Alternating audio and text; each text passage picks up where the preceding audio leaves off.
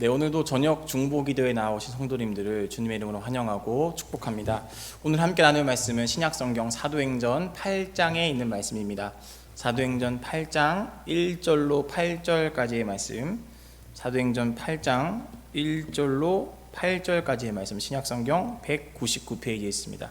제가 대표로 읽겠습니다.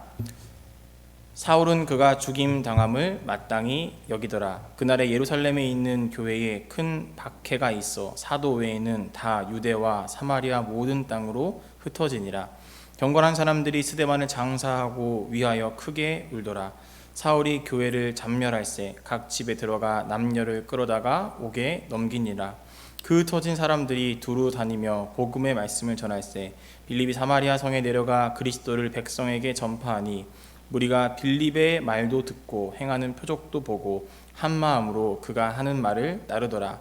많은 사람에게 붙었던 더러운 귀신들이 크게 소리를 지르며 나가고 또 많은 중풍병자와 못 걷는 사람이 나으니 그 성에 큰 기쁨이 있더라.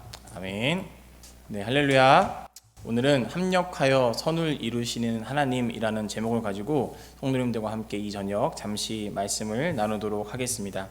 오늘은 지난주 이 성령 충만한 사람 스데반에 대한 이야기의 뒷이야기를 잠깐 나눠보려고 합니다. 오늘 본문 1절 말씀에 보면 이 스데반이 순교한 그날부터 예루살렘과 교회 그리고 그리스도인들에게 큰 박해가 있었다는 것을 알려주고 있습니다. 보통 순교라고 하면 나중에 열매 맺기 마련이지만 이 순교를 했던 그 순간은 열매 맺기보다는 큰 박해와 환란이 있다는 것을 우리가 기억을 해야 됩니다. 순교의 열매는 있으나 순교당했던 그 순간은 참으로 힘들고 어려운 고난의 시간이었던 것입니다. 지금 그런 큰 박해가 예루살렘의 스데반의 순교 이후에 있었다. 오늘 성경은 그 이야기를 우리에게 해주고 있는 것이죠. 그런데 그렇게 큰 박해가 있었던 예루살렘에 한 가지 변화가 일어납니다.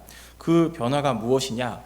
바로 각자의 자리에서 함께 모여서 함께 예배하던 이 그리스도인들이 예루살렘에 있었던 큰 박해 때문에 다른 갈릴리 지역, 사마리아 지역, 유다 지역으로 다 뿔뿔이 흩어지게 되는 변화가 예루살렘 교회 가운데 나타나게 된 것입니다. 초대교회 사람들이 박해를 떠나서 안전한 곳으로 피난을 떠나기 시작했던 것이죠. 매일 모였던 자들 또는 이 매주 모였던 자들이 이제는 정처 없이 떠돌고 흩어지게 된 것입니다. 그런데 제가 오늘 여기서 집중해서 보고 싶은 이야기 하나가 나옵니다. 그 이야기가 무엇이냐? 바로 이 예수님의 12 사도들이 예루살렘에 남았다라고 하는 기록이 그 기록입니다. 사실 이 예수님의 사도들, 12 사도들은 예수님이 십자가에서 고난을 당할 때 이미 멀리 도망쳤던 자들입니다. 골고다 언덕에서 가장 먼 곳으로 자신들이 예수님과 함께했던 자들임을 전혀 알지 못하는 곳으로 그들은 재빨리 도망쳤던 자들이 바로 예수님의 12 제자들입니다. 예수님을 3번이나 부인하고 배신하기도 했고 저주하기도 했던 그들을 어찌 우리가 쉽게 잊을 수가 있겠습니까? 그런데 오늘 본문 말씀에 보니까 그렇게 핍박과 고난 앞에서 누구보다 먼저 도망쳤던 이 예수님의 사도들이 예수님의 십자가와 버금가는 고난의 자리, 박해의 자리인 이 예루살렘은 떠나지 않고 그 자리에 남아 있었다라고 성경이 기록을 하고 있다라는 것이죠.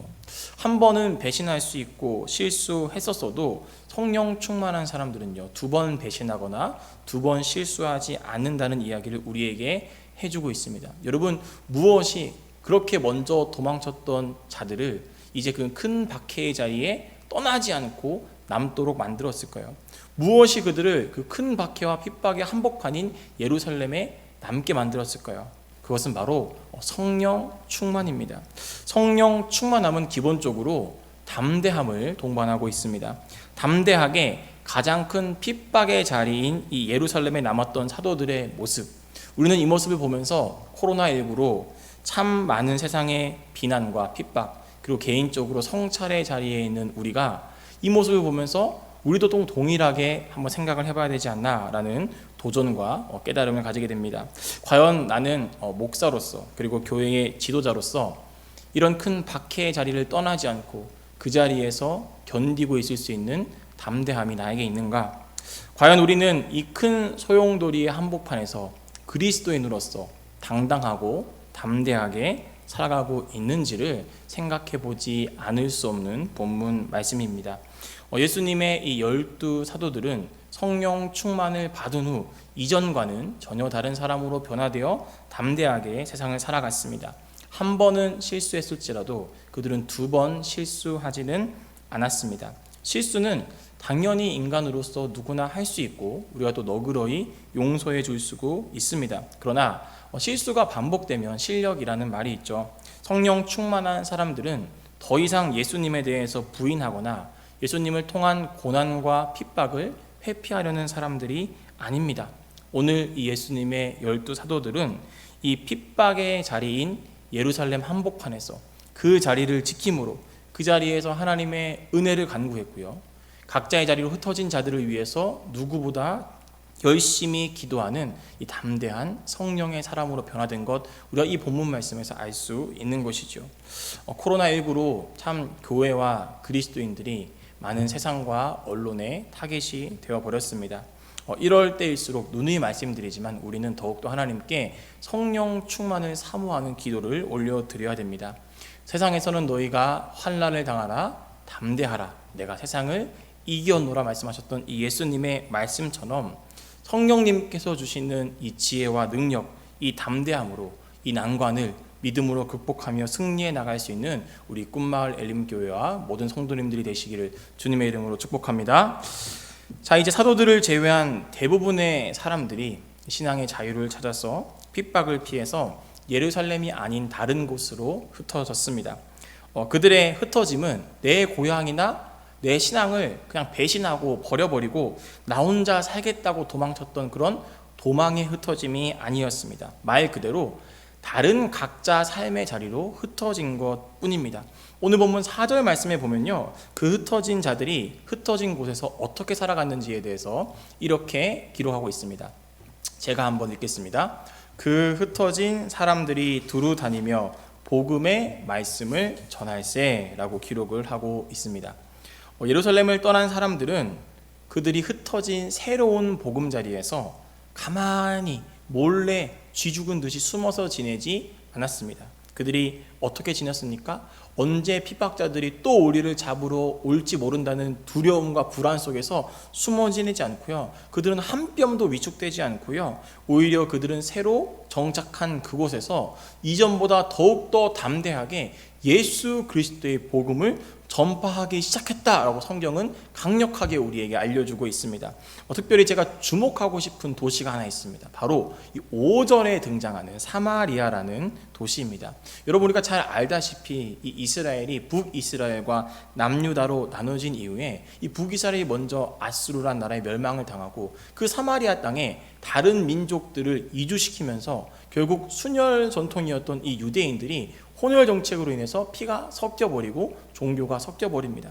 그러면서 이 사마리아 지역에 대한 편견과 차별이 본격적으로 이스라엘 사람들 가운데서 나타나기 시작한 것이죠. 그렇듯이 이 사마리아 지역과 이 다른 지역들, 다른 이스라엘 지역들 사이에서는 엄청난 갈등과 아픔이 있었습니다. 그런데 지금 오늘 본문 말씀에 보니까 어떤 이야기를 하고 있는 거예요? 이 예루살렘 출신의 사람들이 이 사마리아 성에 들어가서도 하나님의 복음을 전하고 있다라고 성경은 우리에게 이야기를 해주고 있는 거죠. 그렇게 서로 못 죽여서 안달났던 그 두 부류의 사람들이요, 이제는 서로의 자리에 들어가서 하나님의 복음을 전하는 새로운 관계가 이 큰 박해가 일어났던 이후에 일어났다는 것을 성경은 우리에게 알려주고 있습니다. 여러분, 여기서 우리는 이 복음의 능력, 복음의 힘을 알 수 있습니다. 복음에는 어떤 능력이 있습니까? 복음은 편견과 차별을 극복하게 하는 힘과 능력을 가지고 있습니다. 편견과 혐오, 차별과 비교보다는 오히려 그리스도의 사랑으로 섬기게 하고 사랑으로 살아가게 하고 사랑으로 반응하게 하는 능력이 바로 이 복음 안에 있다는 것이죠. 지금 성령이 충만했던 이 제자들은요, 이제는 사랑의 사람으로 변화되었고 그 받은 사랑, 그 받은 은혜를 가지고 지금까지는 적이었고 지금까지는 나와 다른 존재였던 그들도 사랑의 눈으로 바라보면서 예수 그리스도의 복음을 적이었던 그들에게 대척점에 서 있던 그들에게 사랑의 마음을 가지고 전하기 시작했다. 저는 이 본문 말씀에 너무너무 집중해 보고 싶습니다. 이 본문 말씀에 집중하면서 로마서 8장에 있는 말씀이 제 머릿속에 떠올랐습니다. 제가 한번 읽어보겠습니다. 로마서 8장 28절입니다. 하나님을 사랑하는 자 곧 그 뜻대로 부르심을 입은 자들에게는 모든 것이 합력하여 선을 이루느니라. 아멘. 여러분, 초대교회 이전에는 지속되어 왔던 이 사마리아와 이스라엘 사람들 간에 반복되는 갈등이 있었습니다. 초대교회 안에는 외부적으로나 내부적으로나 이런저런 갈등과 위기가 있었습니다. 그런데 이제는 그 큰 박해 속에서 이 신앙생활 하던 그 예루살렘이라는 자리를 떠나서 전혀 다른 삶의 자리로 이 교인들이 흩어졌습니다. 자, 그 흩어짐이 어떤 흩어짐이라고 말했습니까? 신앙과 고향을 배신한 주랭랑, 도망자의 흩어짐이었습니까? 전혀 그렇지 않습니다. 오히려 하나님의 복음이 전해지지 않던 곳으로 하나님의 복음이 전해지게끔 하기 위한 하나님의 놀라운 구원의 계획 가운데 있던 흩어짐이었던 것이지요. 큰 두려움의 때, 큰 고난과 박해가 이스라엘과 예루살렘에 있었지만 오히려 그 박해 때문에 지금까지 문 닫고 살았던 새로운 장소에 하나님의 복음이 전파되기 시작한 것입니다. 그것도 서로 죽이지 못해서 이를 내밀고 있던 이 예루살렘 사람들의 입을 통해서 사마리아 사람들에게 예수 그리스도의 복음이 전파되는 이 놀라운 능력이 오늘 본문 말씀 속에서 나타나고 있다는 것이죠. 저는 이것을 합력하여 선을 이루시는 하나님의 놀라운 계획이자 기적이라고 생각합니다. 박해가 있었고 눈물이 있었고 아픔이 있었고 고난이 있었지만 그 박해와 고난과 아픔과 눈물 때문에 지금까지는 생각지도 않았던 저 영혼들을 향한 사랑의 마음이 생기고 그 영혼들에게도 새로운 구원의 소식이 전해지면서 우리 모두가 다 하나님 안에서 하나 되는 이 놀라운 기적, 그것이 성령 충만으로부터 시작했고 사랑의 마음으로부터 열매 맺게 된 것이죠. 이런 말씀을 마무리하겠습니다. 예수님의 십자가 사건 앞에서 도망쳤던 12 사도들은 큰 박해의 중심지인 예루살렘을 떠나지 않고 남아서 담대하게 기도하며 그리스도의 복음을 전파했습니다. 흩어진 자들은 각자의 자리에서 위축되고 숨어서 몰래 지낸 것이 아니라 오히려 담대하게 예수 그리스도의 복음을 전파하기 시작했습니다. 다들 각자의 자리에서 성령께서 주신 담대함을 가지고 사명을 감당했던 것이죠. 우리 앞에 있는 PPT 말씀을 보고 우리 집에서 마음속으로든지 입으로 함께 같이 읽어보겠습니다. 시작. 각자의 자리에서 성령께서 주신 담대함을 가지고 사명을 감당합시다. 아멘. 여러분, 예루살렘의 사도들이 남았듯이 지금 우리 교회는 교육자들이 지키고 이곳에서 남아서 기도하고 있습니다. 지금 성도님들은 각자의 자리로 도망간 것이 아니라 오히려 또 다른 복음과 사명을 위해서 각자의 다른 자리로 흩어진 것 뿐입니다.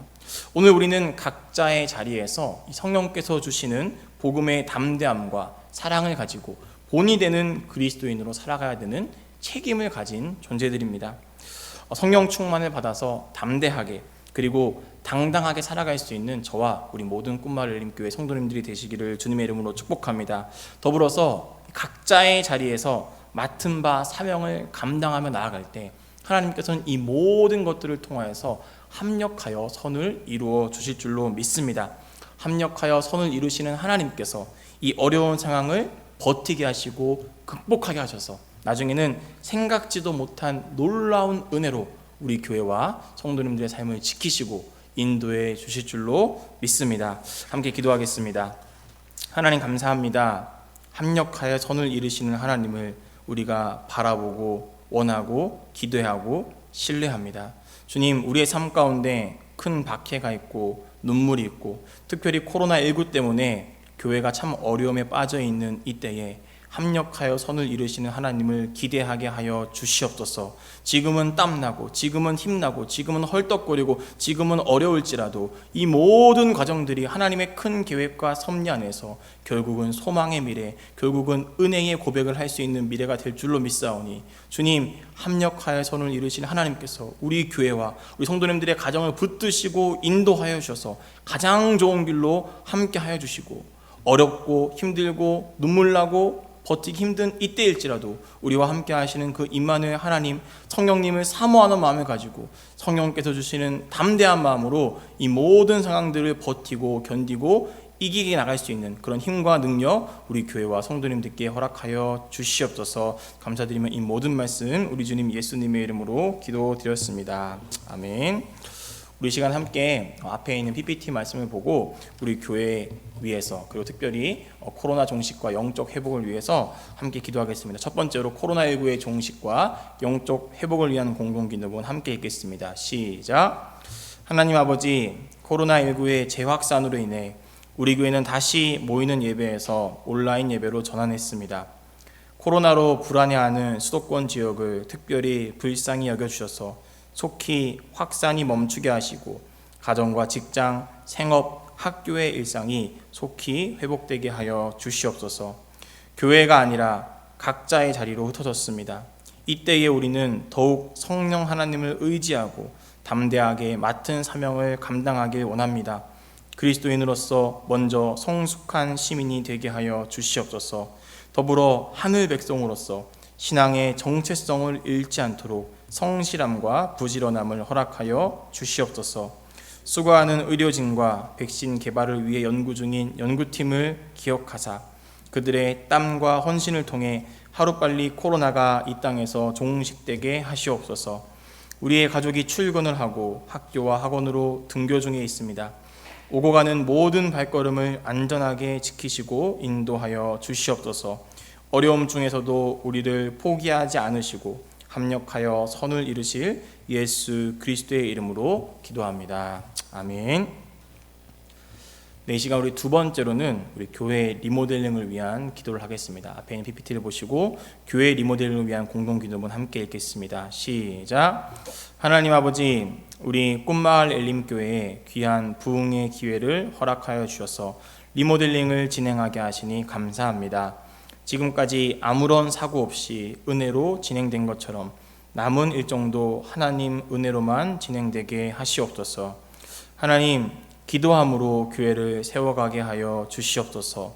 건물만 새롭게 하는 리모델링이 아니라 우리들의 마음과 비전도 새롭게 세워가게 하시옵소서. 담임 목사님과 건축위원장, 위원들에게 하늘의 지혜를 주시옵소서. 순간마다 잘 생각하고 판단할 수 있는 분별력을 주시고 하나님 주시는 지혜와 건강으로 이 모든 과정들을 살피고 돌보게 하여 주시옵소서. 재정적으로도 모자라지 않도록 채워주시고 성도들의 직장과 기업을 붙드사 헌신하기에 망설임이 없도록 축복하여 주시옵소서. 여러 공정들이 진행 중에 있습니다. 하나님의 성전을 새롭게 하는 이 일에 무엇보다도 안전사고가 없도록 일하는 사람들과 현장의 모든 상황을 주께서 붙들어 주시옵소서. 합력하여 선을 이루시며 새로운 소망을 꿈꾸게 하시는 예수 그리스도의 이름으로 기도합니다. 아멘. 그리고 마지막으로는 개인의 기도 제목들을 놓고 또 교회와 또 나라와 민족, 특별히 개인의 가정들 기도 제목들을 놓고 함께 기도하면서 기도회를 마무리하도록 하겠습니다. 함께 기도합니다.